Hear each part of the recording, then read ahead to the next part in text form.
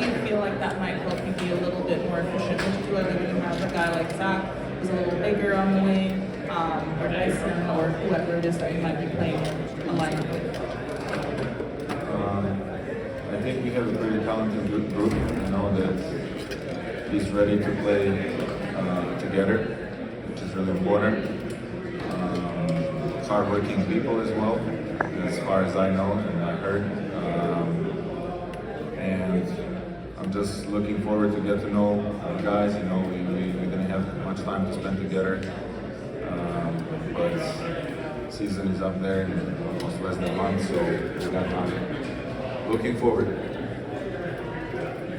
How do you feel about being the oldest player on the roster? Unbelievable. Unbelievable. I just talked about it with some friends, you know, and it just turns out one day you're the oldest, so it is what it is. With that, the responsibility is there, bigger responsibility, so I think the experience with national team will help me because I think I was the oldest there too this summer, so it feels good. Nothing too bad about it. Can't run away from it. Bogdan, speaking of summer league play when you was over there for the Olympics, how do you feel? Like you going crazy over there? Like, can we get some of that? Yeah, man, an unbelievable experience, you know, and I hope I can make another transition. You know, I had last year I came from the World Cup and I had a pretty good year with the team individually, and I'm looking forward to having a good team-oriented success this summer with the coming of the Olympics. Great experience, of course. And just looking forward for the future. Nothing else.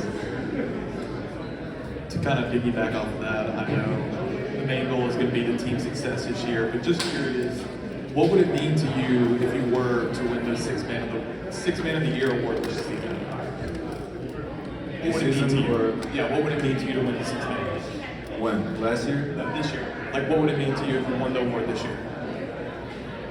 I mean, if we don't make the playoffs, or like if we don't have team success, it doesn't mean anything, honestly. Like, I have so many awards over there. I don't know what I'm gonna do with that one.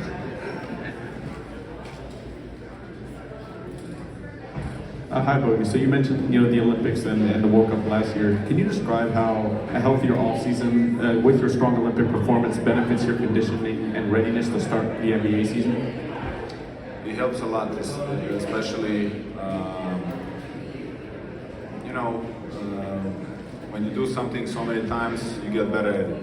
So to me, I believe more games, more high-level games you have, more experiences, high-level basketball you have in your career is better for you. And I really believe that the national team, whenever I play for national team, it helps me get ready in shape and conditioning. And it's always easier to practice with your boys and practice with your guys than individually. Hi, Bogdan. We saw you off-season supporting Atlanta United. I think you and Coach Capella was doing that dual effort. What was that experience like? I actually had hoodie yesterday, ATL United. I got a new one. Thank you, ATL United. It's great. I think soccer is developing in the States, and the stadiums are nice. It's great atmosphere. I didn't know. I was honestly surprised that they're singing here, they're cheering for their team, they're really following. I honestly thought it was another maybe game that there's just popcorn, hot dogs, and eating. But actually, fans cheering and they care about the game. So pretty good experience, and looking forward to follow them. Hey, Bogdan. So obviously Serbia made a lot of noise in the Olympics this year. Kind of talk about Serbia as a basketball country and what makes it so special. Playing for Serbia, it's really a privilege, especially when you have that type of tradition behind, the basketball, the game, and the history as well. Especially, being the captain of the team, it's another responsibility and a privilege as well. a lot of fans from Serbia and fans around the world, they wanted kind of Serbia to win, but I will not change that experience. You know, if you want, like they ask me if you can go back, would you like to win, and blah blah blah. I feel like that experience that I had with my team and the guys that I worked with the whole summer, even that we lost the semifinals but we won the bronze, you know, it's something that you can't repeat. I feel like it, and it's really every summer is special to play and represent the country that you like, and you know, it's just pure love for the game. Hey, Bogey in the back row with the cameras here, the back. Sorry to ask about a sad topic, but a Hawks legend, Dikembe Mutombo, passed away this morning. I'm not sure if you heard about that, but what were your interactions with him like during your time here in Atlanta, and just what have you observed about his legacy with the game and also, you know, with basketball globally? First, my condolences to his family. He's definitely a legend, and he left a mark in NBA and global basketball for sure. He's the name, very known name, very respectful.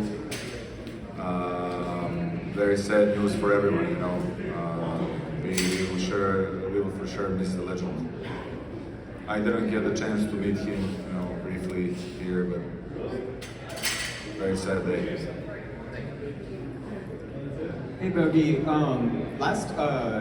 last year you mentioned how you like the off seasons where you're playing competitively because there's the FIFA World Cup, but after that and then playing 79 games, 79 of 82, and then going into the Olympics, is there anything specifically that you found in your conditioning or like, you know, recovery routines that has kind of helped you stay healthy throughout that period?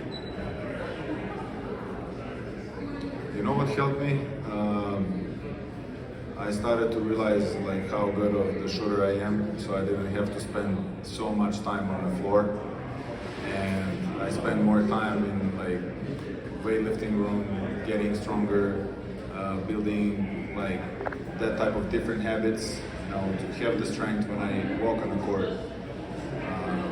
I really believe in that 10,000 reps, and now when I was younger I didn't understand that, but when you do something 10,000 times, later on it's easier to pick up. So maybe when I was younger, when I was 25, I needed 4 or 5 weeks, maybe a month to catch up to my shooting form. Now I don't need maybe less than 2 weeks. So learning that is a process in a career, and that would help me stay off the court a little bit during the summertime and during the season, but be in a good shape and be in a good condition. Hey Bogey, Coach talked about you guys mentioning that you were playing defense over the Olympics, and he joked that he wanted you to bring that over here to the Hawks. I'm just curious how you hope to translate some of those skills that worked out for you in the Olympics over to the NBA. I talked to the coach the other day, and I told him that even my coach from national team noticed that my defense got better, and I told him we really worked on it. At the beginning of the year, you could see where I was closing out on the guys, my hands were low always. You know, there's always room for improvement. So 2 years ago or a year and a half when Quinn came, first thing he told me like, hey, I want you to be a better defender. I want you to, you know, close out on the guys better, because there's a lot of room for your defense to improve. And since then we didn't talk like except on the practices about the details, but he was like always pushing me and always making me play better defense, and I was just doing that, you know. And a year later, or a year and a half later, I feel like I got better. So again, 10,000 reps, I think, going backwards. So once you do that many times, it becomes a good habit. And yeah, thanks to coach for developing my game. Last question. Hey, what's up, Bobby? Just out of curiosity, man, how did you feel when you found out the Hawks had the #1 pick in the draft?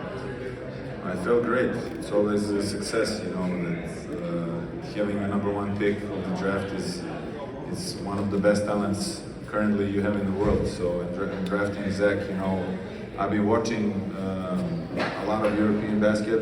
He wasn't playing highest level EuroLeague basketball, but he was playing high level game. and I feel like he can contribute right away. Hard-working guy, you know, and I'm happy we drafted Zach as #1 pick.